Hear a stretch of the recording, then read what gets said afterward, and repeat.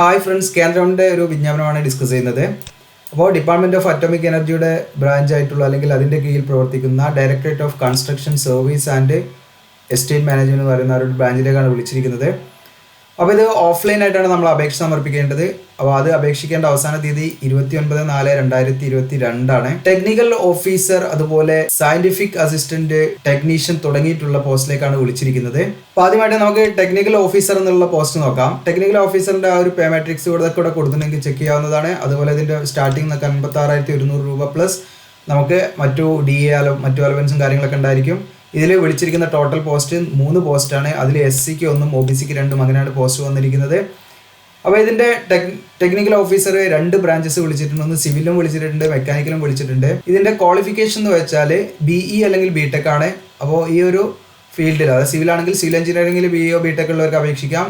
Mechanical ആണെങ്കിൽ mechanical എഞ്ചിനീയറിംഗിൽ BE B.Tech ഉള്ളവർക്ക് അപേക്ഷ നൽകാം. 60% മാർക്ക് ഉണ്ടായിരിക്കണം. പിന്നെ ഇതിന്റെ ഏജ്, മാക്സിമം ഏജ് എന്ന് പറയുന്നത് ഇവിടെ കൊടുത്തിട്ടുണ്ട്. SC ആണെങ്കിൽ 40, OBC ആണെങ്കിൽ 38 എന്നതാണ്. ഇതിന്റെ സെലക്ഷൻ എന്ന് പറയുന്നത് ഇന്റർവ്യൂവിന്റെ അടിസ്ഥാനത്തിലും അതുപോലെ തന്നെ ഇവർക്ക് തീരുമാനിക്കാം. അതിന്റെ അടിസ്ഥാനമൊക്കെ ഈ ഒരു കമ്പനിക്ക് തീരുമാനിക്കാം. അതുപോലെ സ്ക്രീൻ ടെസ്റ്റ് കാര്യങ്ങളൊക്കെ ഉണ്ടായിരിക്കും എന്ന് പറയുന്നുണ്ട്. ഇതിന്റെ രണ്ടാമത്തെ ടൈപ്പ് സയന്റിഫിക് അസിസ്റ്റന്റ് ആണ്.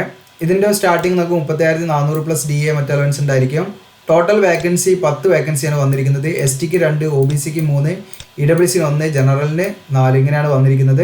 അപ്പോൾ ഇതിൽ ഏതൊക്കെ സയന്റിഫിക് അസിസ്റ്റന്റിൽ ഏതൊക്കെ മേഖലയാണ് വിളിച്ചിരിക്കുന്നത്? സിവിൽ വിളിച്ചിട്ടുണ്ട്, മെക്കാനിക്കൽ വിളിച്ചിട്ടുണ്ട്, ഇലക്ട്രിക്കൽ വിളിച്ചിട്ടുണ്ട്. ഈ 3 ഫീൽഡാണ് വിളിച്ചിരിക്കുന്നത്. അപ്പോൾ ഇതിന്റെ റിസർവേഷൻ ഇത് കാര്യങ്ങളൊക്കെ എനിക്ക് ഈ കോളത്തിലും വന്നിട്ടുണ്ട്, എനിക്ക് ചെക്ക് ചെയ്യാം. ഇതിന്റെ എസെൻഷ്യൽ ക്വാളിഫിക്കേഷൻ, എഡ്യൂക്കേഷൻ ക്വാളിഫിക്കേഷൻ ഡിപ്ലോമയാണ്. സിവിലിൽ ഡിപ്ലോമ ഉള്ളവർക്ക് അപേക്ഷ നൽകാം, സിവിൽ എഞ്ചിനീയറിംഗിൽ ഡിപ്ലോമ ഉള്ളവർക്ക് അപേക്ഷ നൽകാം, മെക്കാനിക്കൽ എഞ്ചിനീയറിംഗിൽ ഡിപ്ലോമ ഉള്ളവർക്ക് അപേക്ഷ നൽകാം, ദെൻ ഇലക്ട്രിക്കൽ എഞ്ചിനീയറിംഗിൽ ഡിപ്ലോമ ഉള്ളവർക്ക് അപേക്ഷ നൽകാം. അപ്പോൾ ഇതിൻ്റെ മാക്സിമം ഏജ് എന്ന് പറയുന്നത് 30 വയസ്സാണ്.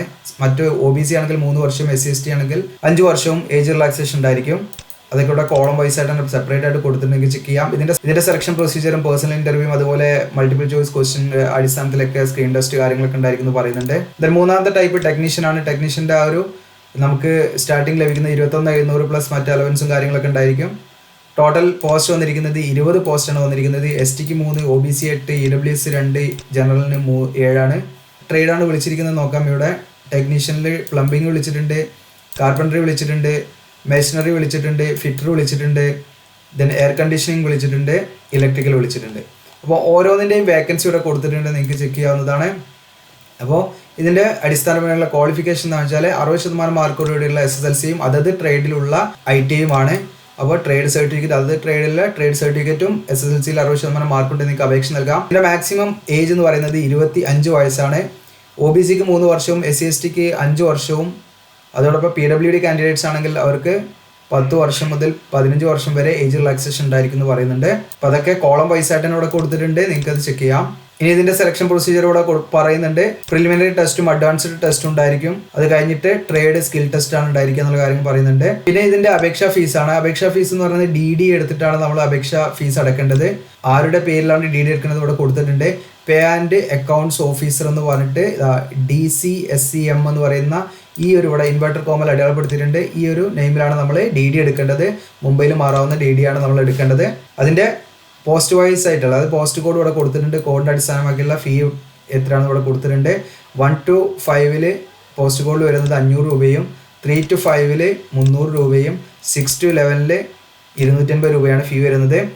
SC/ST അതുപോലെ ഫീമെയിൽ, അതുപോലെ എക്സ് സർവീസ്മാൻ, അതുപോലെ PWD കാൻഡിഡേറ്റ്സിനൊന്നും ഫീസ് വേണ്ടെന്ന് പറയുന്നുണ്ട്. ഇനി എങ്ങനെയാണ് നമ്മൾ അപേക്ഷ നൽകേണ്ടതെന്നാണ്.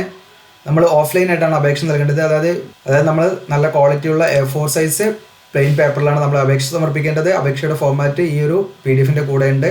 ഇതെല്ലാം നമ്മുടെ ഡിസ്ക്രിപ്ഷനിൽ ഉണ്ടായിരിക്കും. അതുപോലെ നമ്മുടെ ഡിസ്ക്രിപ്ഷനിൽ നമ്മുടെ ടെലഗ്രാം ഗ്രൂപ്പിന്റെ ലിങ്ക് ഉണ്ട്, അതിലേക്ക് നിങ്ങൾക്ക് ജോയിൻ ചെയ്യാവുന്നതാണ്.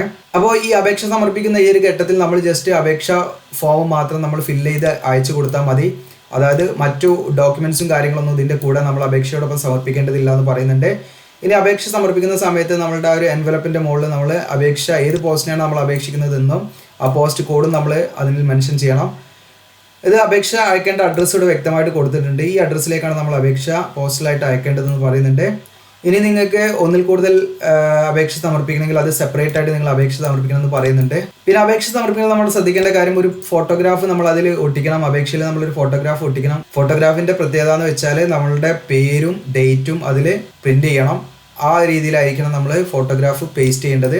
അതോടൊപ്പം തന്നെ രണ്ട് പാസ്പോർട്ട് സൈസ് ഫോട്ടോഗ്രാഫിൻ്റെ കോപ്പിയും നമ്മൾ അതിൽ അപേക്ഷയോടൊപ്പം സമർപ്പിക്കണം. അതായത് നമ്മൾ ഇതിൽ ഒട്ടിച്ച ആ ഒരു ഫോട്ടോഗ്രാഫ് കൂടാതെ 2 കോപ്പി ഫോട്ടോഗ്രാഫും പാടെ നമ്മൾ ഇതിൻ്റെ കൂടെ സെൻഡ് ചെയ്യണം എന്ന് പറയുന്നുണ്ട്.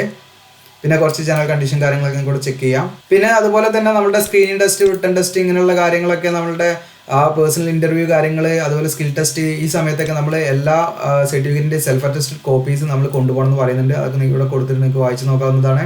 ഇനി അപേക്ഷയുടെ ഒരു ഫോമാറ്റ് ഇവിടെ കൊടുത്തിട്ടുണ്ട്. അപ്പോൾ ഇവിടെ ഫോട്ടോ ഒട്ടിക്കേണ്ട ഭാഗം ഇവിടെ കൊടുത്തിട്ടുണ്ട്. ഇവിടെ ഓഫീസ് യൂസ് ആണ്, ഇവിടെ നിങ്ങളൊന്നും ഫില്ല് ചെയ്യേണ്ട.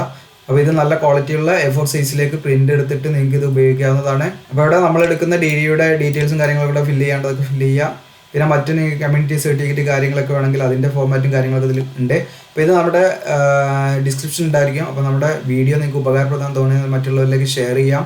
അതോടൊപ്പം തന്നെ മാക്സിമം നിങ്ങൾ ലൈക്ക് ചെയ്യാം. നിങ്ങളുടെ ലൈക്ക് ഉണ്ടെങ്കിൽ നമ്മുടെ ചാനൽ ഗ്രോത്ത് ഉണ്ടാവുള്ളൂ. മാക്സിമം നിങ്ങളുടെ സപ്പോർട്ട് പ്രതീക്ഷിക്കുന്നു. മാക്സിമം നിങ്ങൾ ഷെയർ ചെയ്യുക, മറ്റുള്ളവരിലേക്ക് ഷെയർ ചെയ്യാം. Thank you.